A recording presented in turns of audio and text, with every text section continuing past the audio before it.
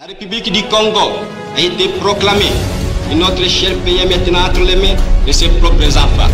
Je ne suis pas né pour m'accrocher au pouvoir. L'idée est de ramener la paix. La population attend beaucoup de ce gouvernement. Il faudrait qu'on puisse réécrire l'histoire de notre pays. Je vous demande à tous d'oublier les querelles tribales qui nous épuisent.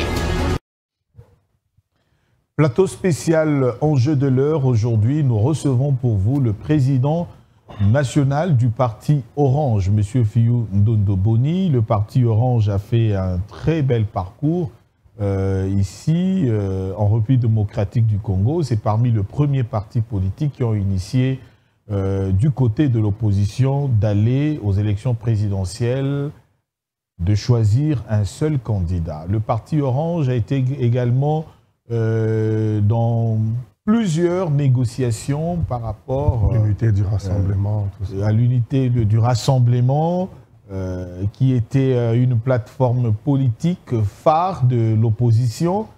Et aujourd'hui, le président Fiyou Ndondoboni est avec nous. Nous allons également analyser l'aspect que présente la province de Kinshasa aujourd'hui, qui est la première ville de la République démocratique du Congo.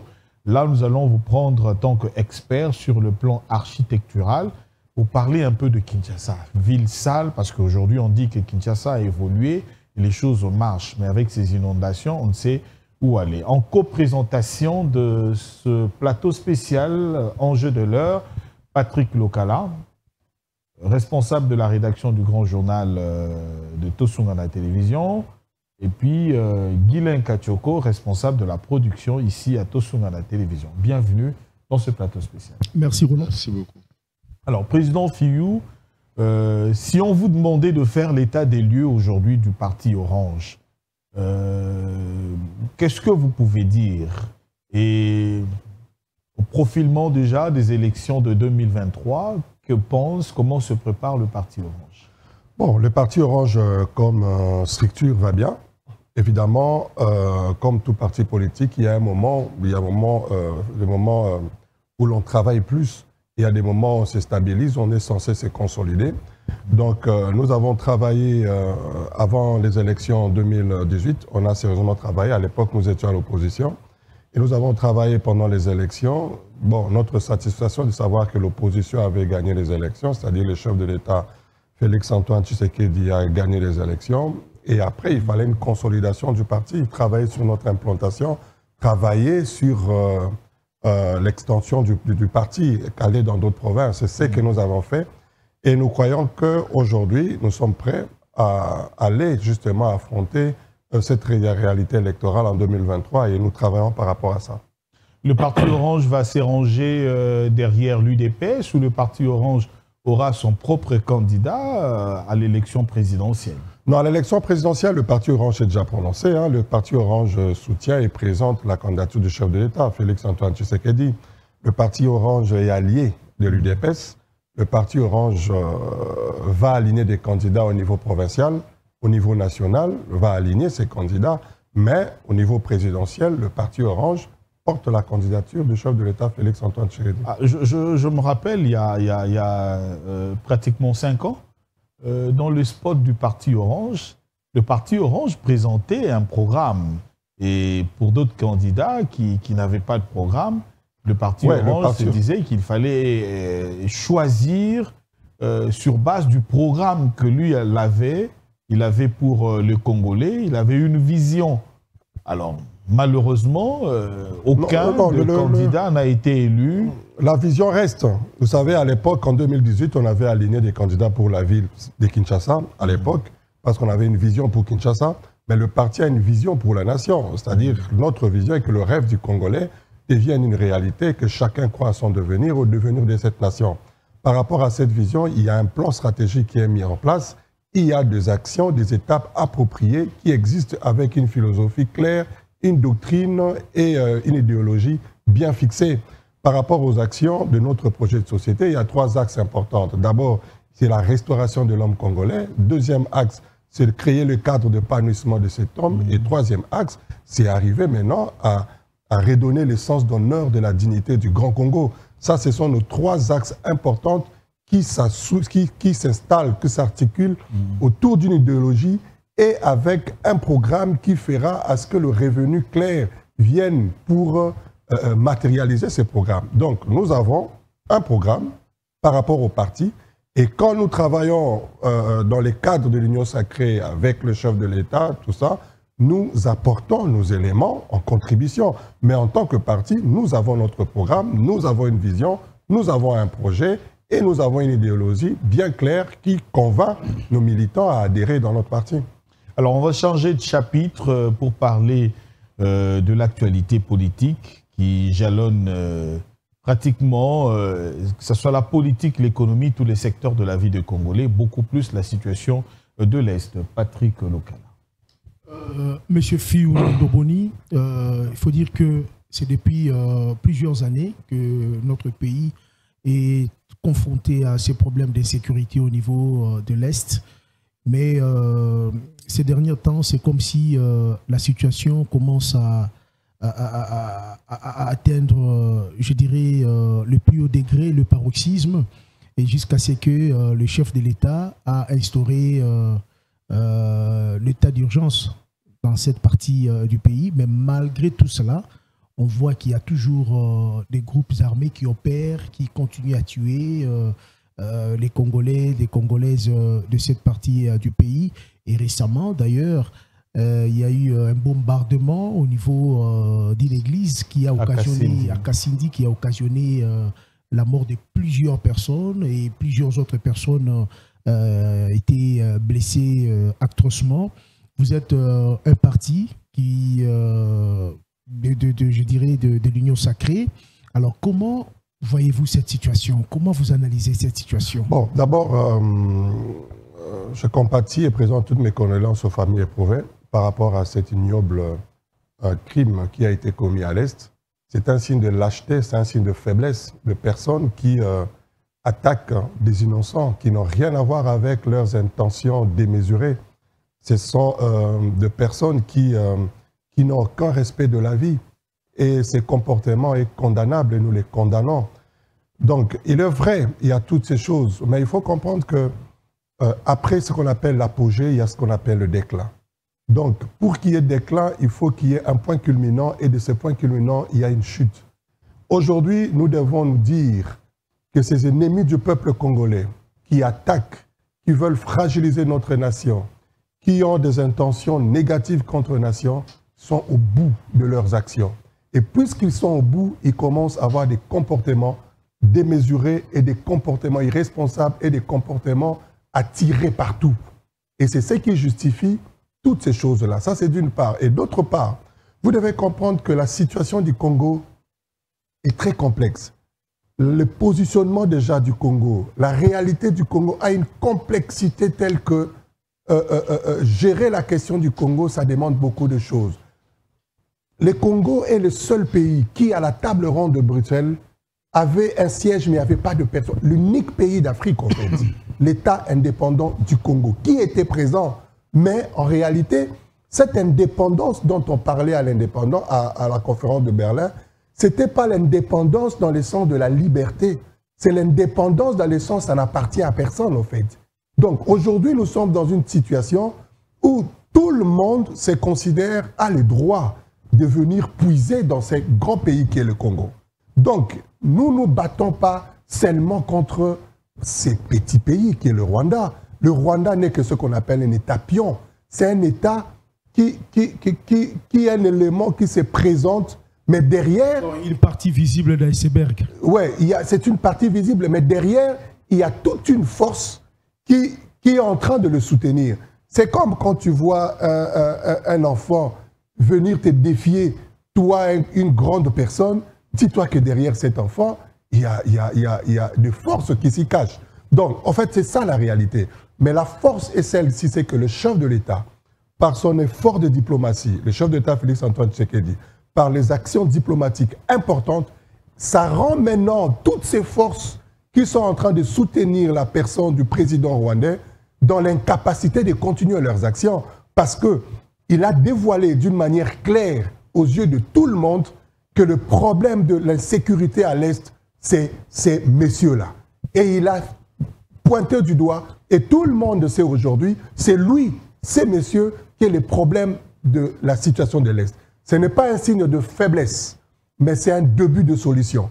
Parce qu'avant de trouver la guérison, de t'apporter la guérison ou de soigner une maladie, il faut diagnostiquer d'abord la cause. Tant que la cause n'est pas diagnostiquée, la maladie n'est pas diagnostiquée, on ne saura pas donner les bons médicaments. Et maintenant que la maladie, la cause est identifiée, le vrai médicament est en train d'être... Le gouvernement congolais a fait appel à la force régionale pour venir stopper la progression du M23 et aussi pour les déloger en fait de territoires occupés. Mais malheureusement, ils continuent à occuper ces territoires. Et hier, il y avait une marche terrible à Goma de la population qui demande le départ de la force régionale du territoire de la République démocratique. Je vous ai dit... La population estime que cette force ne fait absolument rien. Comment vous réagissez? Oui, mais pareil, pour la MONUSCO et tous les autres, la population a réagi de la même manière. Je vous ai dit que la situation du Congo est complexe. De la même manière qu'il y a la pression populaire, de la même manière, il y a la pression internationale. Donc, il y a de réalités telles que pour les comprendre, il faut être le chef de l'État ou avoir une certaine responsabilité pour comprendre toutes ces réalités-là. Toi et moi, peut-être nous ne comprenons pas, mais il y a de réalités, les enjeux tels que vous avez la pression de tous les côtés. Aujourd'hui, il fallait qu'il y ait une bonne foi de la part du chef de l'État pour démontrer qu'il veut une solution pacifique. À partir de l'Angola, il y a eu tout un plan qui a été mis en place pour le retrait de tous ces mouvements rebelles qui sont en train d'opérer en République démocratique du Congo. Il y a eu tout un plan. Mais ce plan n'en a pas été respecté. Il y a 2 ou 3 jours, le délai qui a été donné a été dépassé.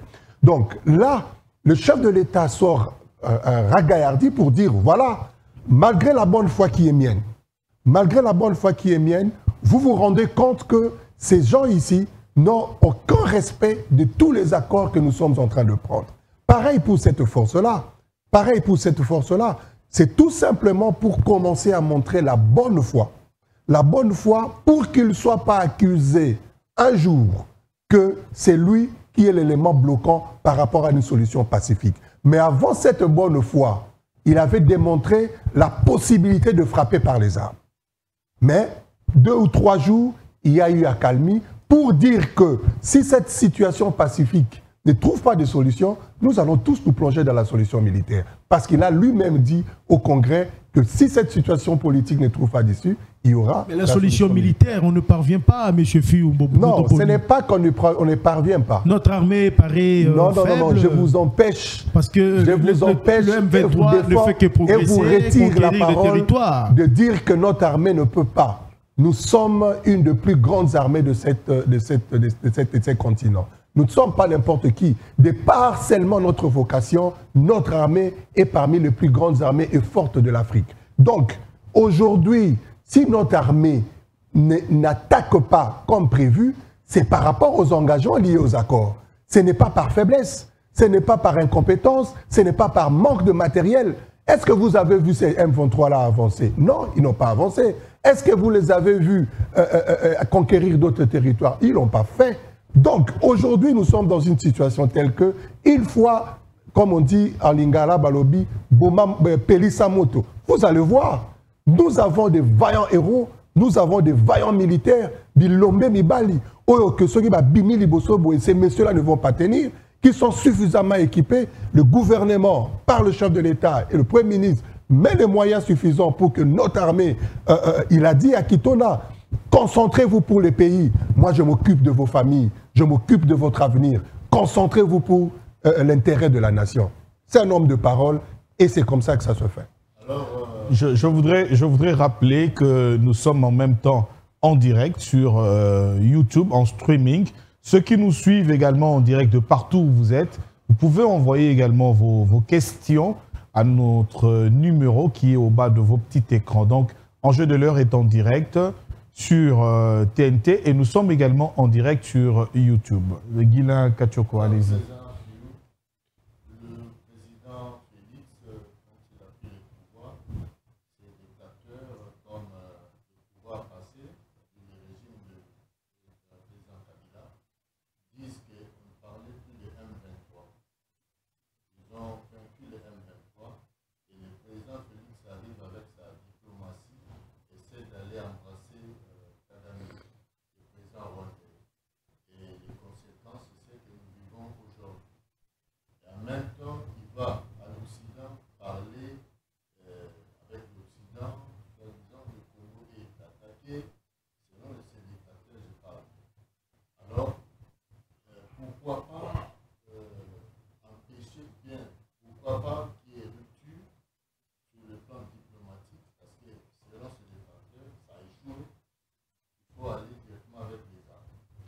Bon, je pense qu'il faut être correct dans la vie. Il ne faut jamais fausser l'histoire. Mais d'où viennent ces M23? D'où viennent toutes ces personnes-là? N'est-ce pas qu'ils sont venus avec l'AFDEL? Est-ce qu'on avait toutes ces histoires au Congo? Mais qui est venu avec l'AFDEL? Qui sont venus avec l'AFDEL? Qui a traversé les gens qui nous attaquent aujourd'hui? N'est-ce pas que ces gens ont été le dirigeant dans ce pays? N'est-ce pas qu'ils étaient ici? Mais qui les a rendus les dirigeants dans ces pays?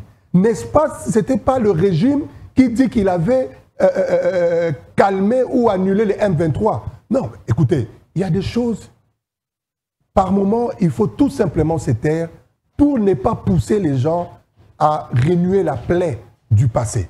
Vous comprenez? Donc, il faut être correct et sincère avec l'histoire.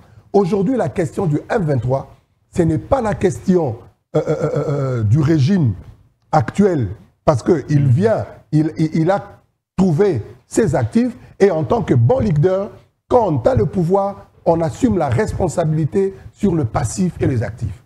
Alors, le chef de l'État a pris un engagement quand il est arrivé au pouvoir, que la question de l'Est, ça devrait être conjugué dans le passé.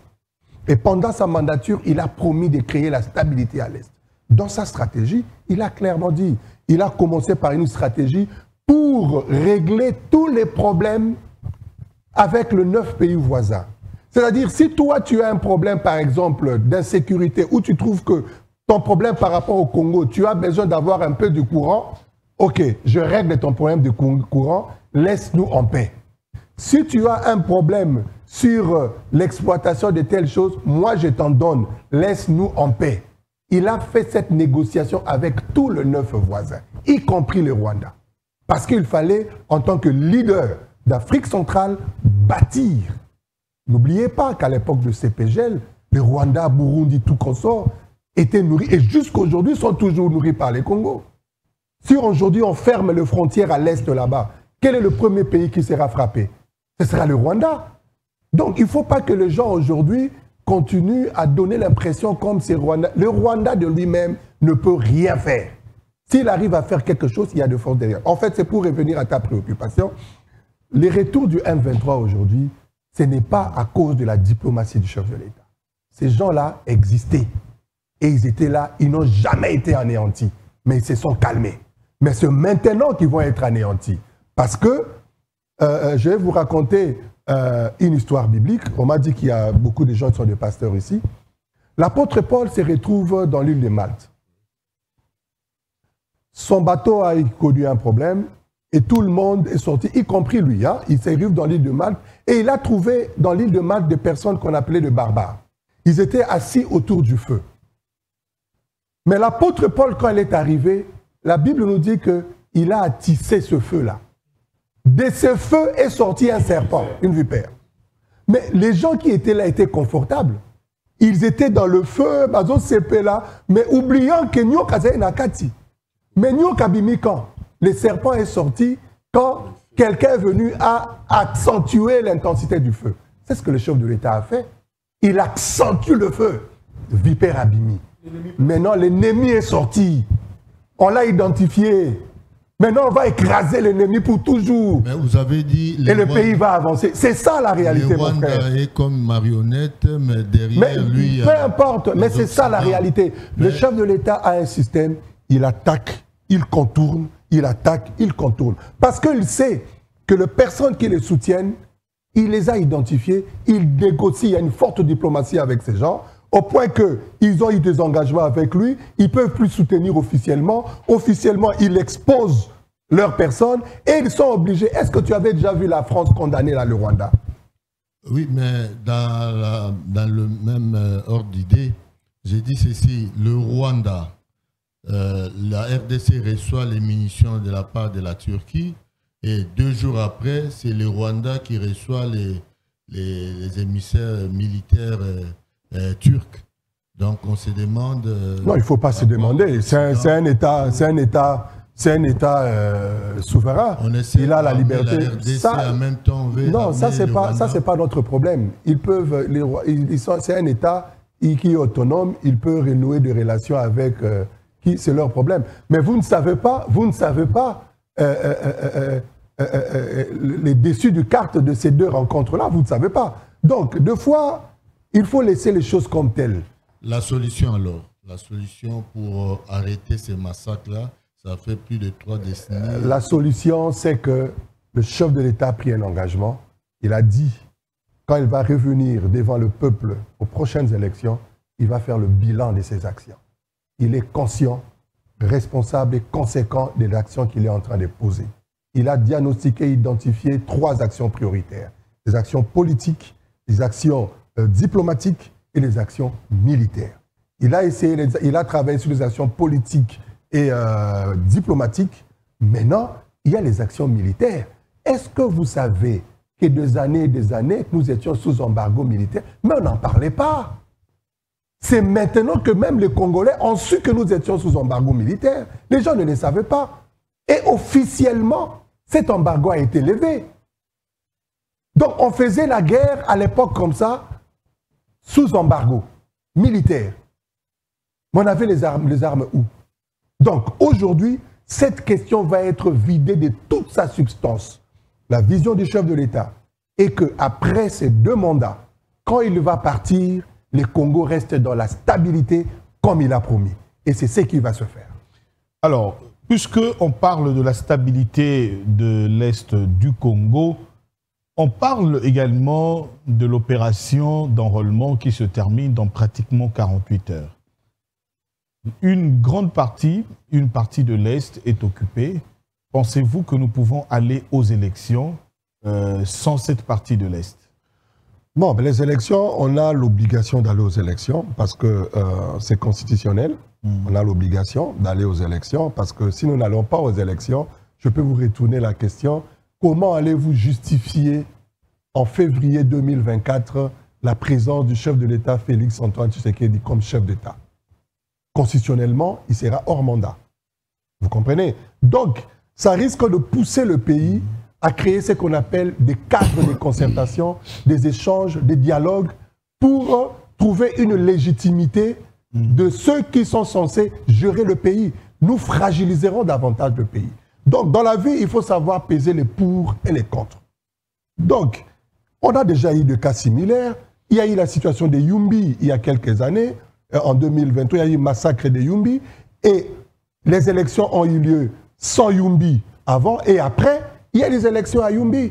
La vie a continué. Donc aujourd'hui, on risque d'avoir la même situation à l'Est au cas où, je dis bien au cas où, parce que rien ne dit que aux élections, nous aurons encore cette situation d'incertitude de sécurité à l'Est.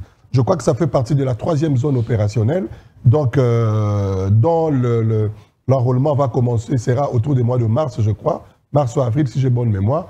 Donc, c'est possible que d'ici ces mois-là, on soit en mesure de résoudre cette question. Mais pour l'enrôlement, parce que ce qui se passe à Kinshasa, ce n'est pas tout le monde qui a eu sa carte d'électeur.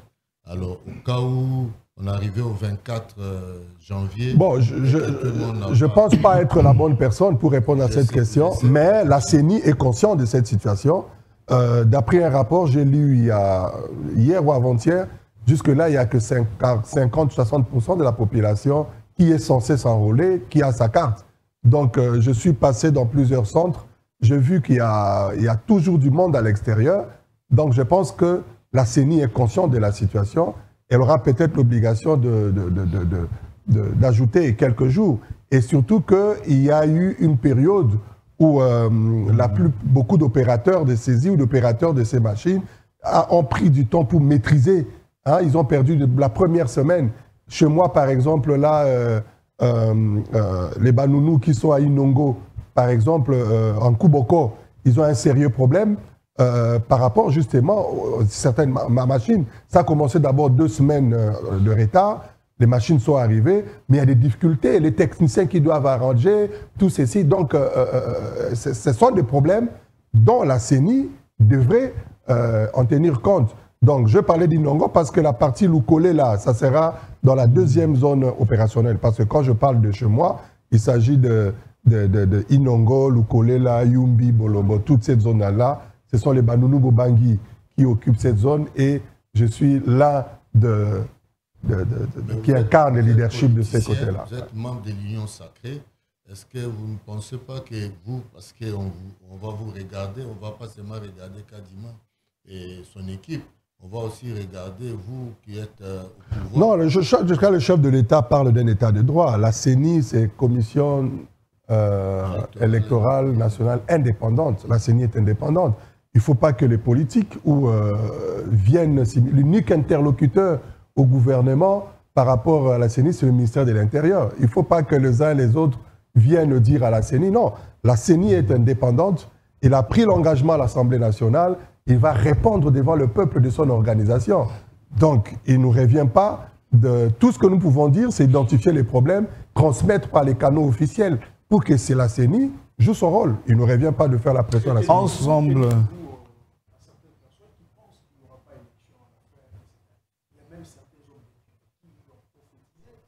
Bon, vous savez, il faut faire très attention avec la prophétie.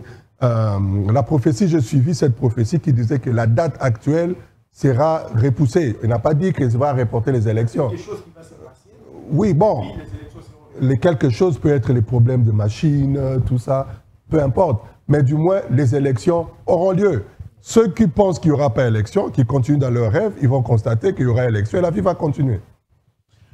On parle maintenant acteurs politiques par rapport aux élections. On voit Ensemble pour la République de Moïse Katumbi qui se prépare déjà. Moïse Katumbi s'est déjà prononcé. Il sera candidat pour l'élection présidentielle de 2023, de cette année. Le docteur Mukwege, prix Nobel de la paix également. Jean-Claude Muyambou qui est ça. On voit autant de candidats aujourd'hui qui seront mis en ligne pour le point final, les élections présidentielles.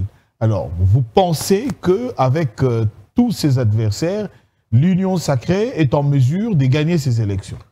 Bon, d'abord, c'est un signe que la démocratie est en marche très bien. Oui. Les gens se prononcent, personne n'est inquiété, se prononcent. C'est une très bonne chose. Pourquoi devrait-il être inquiété? Non, non, c'est une très bonne chose, c'est-à-dire... dans certains pays, ça ne fonctionne pas. Toi, quelqu'un va se présenter comme candidat au Rwanda. Mais il aura, même s'il a l'intention, il ne va pas le faire. Mais ici, ça se fait. Calmement, c'est que le pays avance bien. Le processus démocratique est correct. Ça, c'est d'une part. Et d'autre part, je n'ai aucun commentaire à faire. Si toutes ces personnes se déclarent, ils sont libres, non? Vous n'avez pas peur de Moïse Katumbi? Non, ce n'est pas peur de quoi? Peur de quoi? De Moïse Katumbi. Non, mais le président de Mazembe ou d'Ensemble, c'est un opérateur économique dans ce pays qui est connu. Il a été gouverneur sous Kabila, sous président honoraire Kabila. Il a fait des exploits avec l'équipe de Mazembe. Bon, on les connaît, on a une idée sur lui. Et s'il veut, il a des ambitions d'être président. Il va postuler et la loi définit les critères et tout le reste, on verra dans l'avenir. Vous n'avez pas peur non plus de Mukwege? Il n'y a aucune peur. Le docteur Mukwege. J'ai beaucoup de respect pour... C'est le prix Nobel de la paix. Beaucoup de respect pour le docteur Mukwege. Mais je vais vous dire quelque chose qui m'avait... Je ne voulais pas le dire, mais je vais quand même le dire. J'étais très choqué de voir que c'est un prix Nobel de la paix. Lui-même, c'est suffit. Non, je préfère ne pas le dire. J'ai beaucoup de respect pour le docteur Mukwege. Et s'il le fait, il sait pourquoi il le fait. Mais évidemment, quand il entre dans le terrain politique, on ne verra pas le prix Nobel de la paix, on le verra un politicien. C'est ça le drame. Les attaques sont permis. C'est un terrain politique, ce n'est pas un terrain de prix Nobel. Kachoko. Le président de l'élan, donc Mozito. Nouvel Élan. Il venait de publiciter le président Félix comme le meilleur président que le Congo a eu depuis 1960 à cause du budget, de performance et tout. Mais on sait qu'il appartient à l'opposition et que l'opposition va aller, comme tout à l'heure Roland a dit, en nombre dispersé. Ben, quand un opposant vous dit comme ça, c'est de l'orgueil, ou bien vous avez dit ça suffit. Non. Vous savez, il y a ce qu'on appelle la République, les intérêts de la République. Quand on parle de la République, on n'est ni à gauche ni à droite. Et c'est ça même les concepts de l'Union sacrée. L'Union sacrée, c'est un concept qui appelle tous les acteurs politiques à avoir l'intérêt de la République. Je suis de gauche, de droite ou du centre, mais pour l'intérêt du Congo, mettons-nous ensemble. C'est la vision, les concepts que le chef de l'État avait lancés. Une idée qui a fait que tout le monde s'est retrouvé pour bâtir l'avenir du Congo. Et le résultat aujourd'hui, c'est que nous avons des retombées. Et ce qui a poussé le président de Nouvelle-Alliance, que j'ai rencontré à l'époque où je faisais mes consultations pour la candidature unique, donc de dire que les effets sont là, concrets. Lui, il a laissé le budget de l'État autour de 3 milliards de dollars. Le président honoraire Kabila, quand il est parti, il a laissé le budget autour de 4 milliards avec Matata et les autres, et une partie qui était financée par la communauté internationale. Le chef de l'État, Félix Antoine Tshisekedi, arrive. Première année, il commence en moins de 4 ans. Aujourd'hui, nous sommes à 15 milliards de dollars et de l'argent frais. Ce n'est pas qu'un budget qui est soutenu par les partenaires internationaux, mais qui est pris en charge dans sa totalité avec les revenus congolais. Mais il faut être, pour ne pas accepter et ne pas acclamer une personne qui a fait de tels exploits, il faut être malade. Vous comprenez? Ça, c'est du concret. Et nous avons vu le même Zofida, DGDA, pardon, DGI, tous ces organes-là commencent à rentabiliser le budget de l'État. Mais il y a d'autres initiatives que le chef de l'État avait prises également. Il y a ce qu'on appelle l'IGF qui a fait un grand travail. Il y a l'agence de pilotage et coordination des projets signés entre les partenaires privés et la République démocratique du Congo, qui aussi a subi des réformes importantes. Et dans ces réformes, ça va contribuer également à impacter le budget d'État. Donc, aujourd'hui, jusqu'en 2028, quand il finira ses 2 mandats, aujourd'hui, nous risquerons à l'époque, nous serons à mesure d'avoir un budget de loin que 15 milliards, parce qu'on a la possibilité d'aller même autour de 25 ou 30 milliards. Parce que les 15 milliards qui sont trouvés, n'oubliez pas, nous utilisons que le 20% du système formel qui existe, mais il y a 80% du système informel qui n'est pas encore capitalisé dans le budget de l'État. Donc, il y a encore tous ces éléments qui puissent permettre à ce que nous puissions avoir la capacité de croître, d'accroître et tout ça. Quand même, il y a des faiblesses. Parce que l'affaire de Mbujimaï... Non, les faiblesses existent. Les faiblesses, vous savez, le cœur de l'homme... Mais si Dieu lui-même dit le cœur de l'homme est mauvais, lui-même. Dieu lui-même a averti Caïn devant Abel. Attention, il y a les dangers devant toi, il y a tout ça. Mais Caïn a tué son frère. Vous comprenez? Donc, le cœur de l'homme est comme tel. Pendant qu'il y a de ceux qui travaillent pour le développement, il y a de ceux qui réfléchissent les initiatives de détruire. Et ça existe. Peu importe. Mais le chef de l'État veut bâtir un nouveau Congo. Et ce nouveau Congo, il va le bâtir. Avec ou sans les autres. Il va avancer et il va aller avec tous ceux qui auront la volonté de l'accompagner. Et aujourd'hui, même la réserve d'échange, ça a été laissé à 800 millions. Aujourd'hui, on est à plus de 4 milliards. Ce sont des montants certifiés. Pas déclarés comme ça, certifiés. Voilà. Mes chers amis. On va changer de chapitre, puisque vous êtes architecte. Vous êtes également le président national de l'Ordre des architectes ici en République démocratique du Congo. Donc, dans cette face B, c'est également un honneur de faire face à celui qui a la responsabilité justement de l'avenir des Congolais. Si vous regardez Kinshasa aujourd'hui, comment les immeubles poussent, les constructions qui s'élèvent à gauche et à droite, des nouveaux quartiers qui s'élèvent, mais on voit Kinshasa est sale, on voit Kinshasa aujourd'hui inondé, on voit Kinshasa n'a pas de voie de canalisation.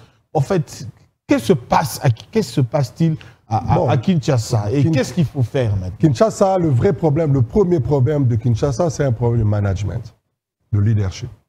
on va bien me critiquer, les gens qui sont pour X, Y, ils vont donner leurs arguments, mais c'est un problème de leadership.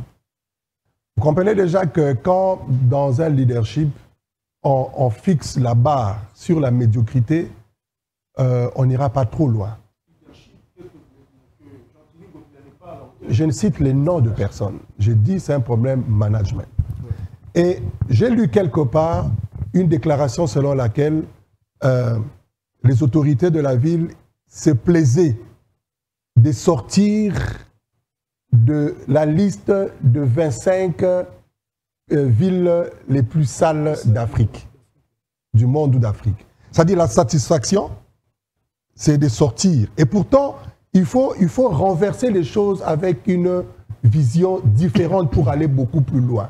Parce que si tu te plais de sortir, le fait de sortir te rend déjà propre, oui ou non? Vous comprenez? Il faut plutôt se dire, nous entrons dans la liste de 25 le plus propre. C'est-à-dire, là, vous êtes au moins sûr que les éléments de la réalité ont changé. Donc, la perception managériale. Kinshasa va très mal. On ne va pas se voiler la face, ça va très mal. Il y a un problème d'assainissement, il y a un problème organisationnel. L'argent que l'on dépense ici, que l'on donne aux ONG. De 2 millions et quelques du gouvernement national. Cet argent-là, quand nous avons eu l'ambition, de gérer la ville de Kinshasa, nous avons mis en place un plan et dans le 3 mois qui suivaient, on pouvait créer 2400 emplois dans la ville de Kinshasa pour régler les problèmes d'assainissement. Et les plans-là existent jusqu'aujourd'hui. Mais je ne vais pas le dire ici. De deux, nous avons mis en place un système de projets qui allait même développer les communes. C'est une question de volonté et de planification, tout simplement. Il y a l'urbanisme réglementaire. Évidemment, là, il faut l'hôtel de ville avec le ministère de l'urbanisme.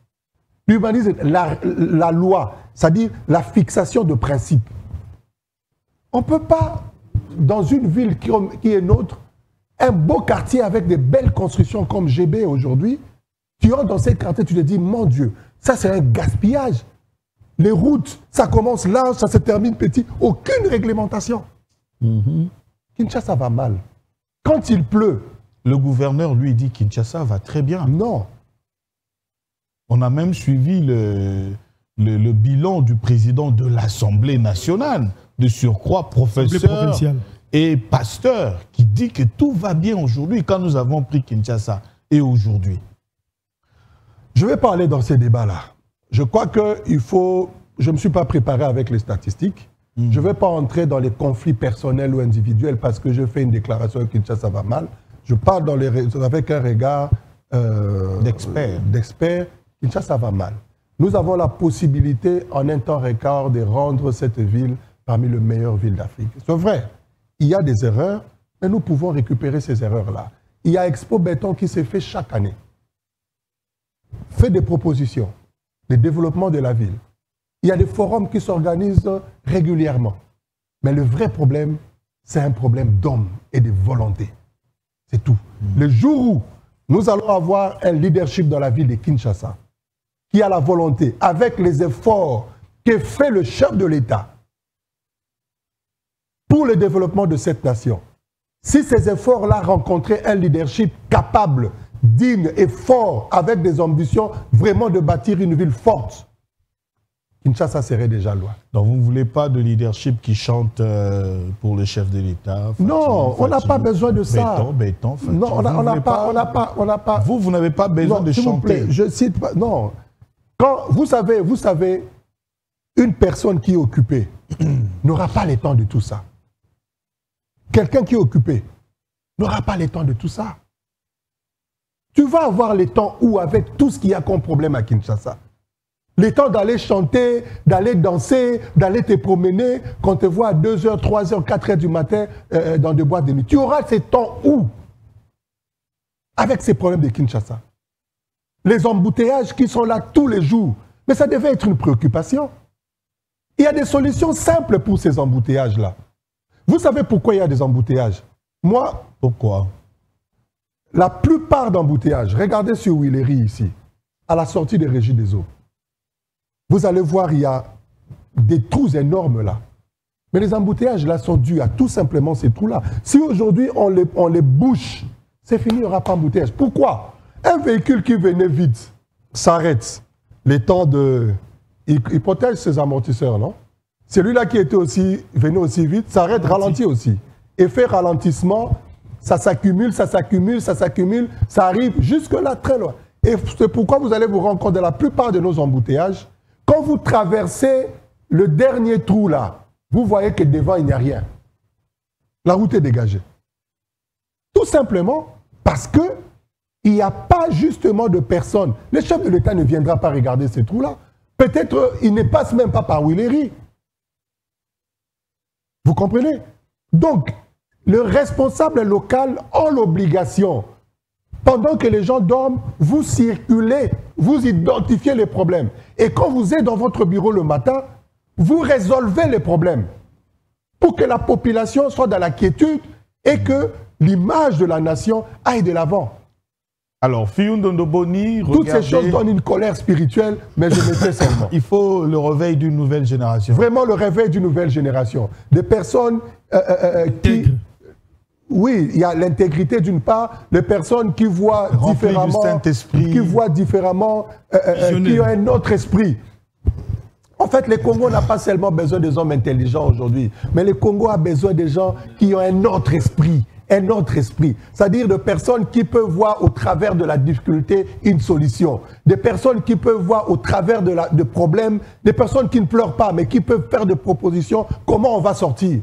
Des personnes qui peuvent transformer la réalité locale à une solution définitive pour tout un peuple.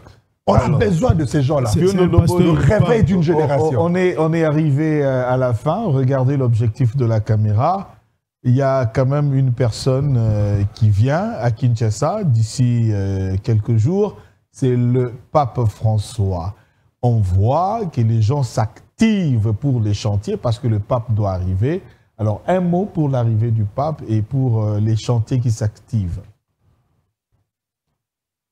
Pour l'arrivée du pape, c'est une bénédiction de recevoir un serviteur de Dieu. Et le serviteur de Dieu qui vient au Congo est conscient de notre identité en tant que peuple, en tant que nation. Ce serviteur de Dieu sait qu'il vient dans un grand pays au cœur de l'Afrique. Ce pays qui a la vocation de la grandeur. Ce pays qui a la vocation d'avoir un leadership au sein de l'Afrique centrale et toute l'Afrique.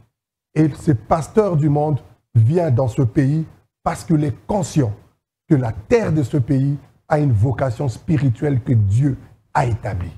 Donc, je demanderai à l'ensemble de notre peuple de prendre conscience de notre identité. Nous ne sommes pas n'importe quel peuple. Nous sommes un peuple fort, grand et puissant. Nous avons une identité de la grandeur. Quelle que soit la médiocrité qui veut nous tirer vers le bas, restons toujours attachés à notre identité de la grandeur. Et rassurons-nous du réveil d'une génération, cette génération qui amènera notre peuple, notre nation vers sa véritable destinée. Cette génération qui commence avec le leadership du chef de l'État Félix Antoine Tshisekedi nous fera atterrir vers notre véritable destinée. Que Dieu bénisse chacun de nous. Merci. C'était le pasteur, le serviteur de Dieu. Il a commencé politique, il a terminé serviteur, il vous a béni. Fiyun Dondoboni, président national du Parti Orange, président national de l'Ordre des architectes en République démocratique du Congo. Et c'était le plateau spécial. Vous qui nous avez suivis à partir de streaming, notre YouTube, merci pour vos questions. Des parts du monde, vous avez suivi. Vous pouvez également suivre de nouveau parce que c'est déjà dans le site. Vous pouvez taper Tosungana TV. Vous allez continuer à suivre ce plateau spécial. Alors rendez-vous 22h, 1h et puis 8h55 pour suivre les différentes rediffusions de ce plateau spécial Enjeu de l'heure qui était en co-présentation avec Patrick Lokala et Guylain Kachoko. Alors, bien à vous, Président, vous allez aussi prendre le temps de visiter notre télévision. Merci. Avec tous les matériels professionnels. Donc, vous avez suivi, l'émission était en Black Magic. Voilà, ce sont des Black Magic. Ouais, je des vois la caméras qualité, et un plateau professionnel. Vous étiez sur Louis XIV. Ok. Ok, donc... Ok, on va poursuivre. Le micro est là. Patrick Ok. Lokala, Guylain Kachoko, ce sont aussi...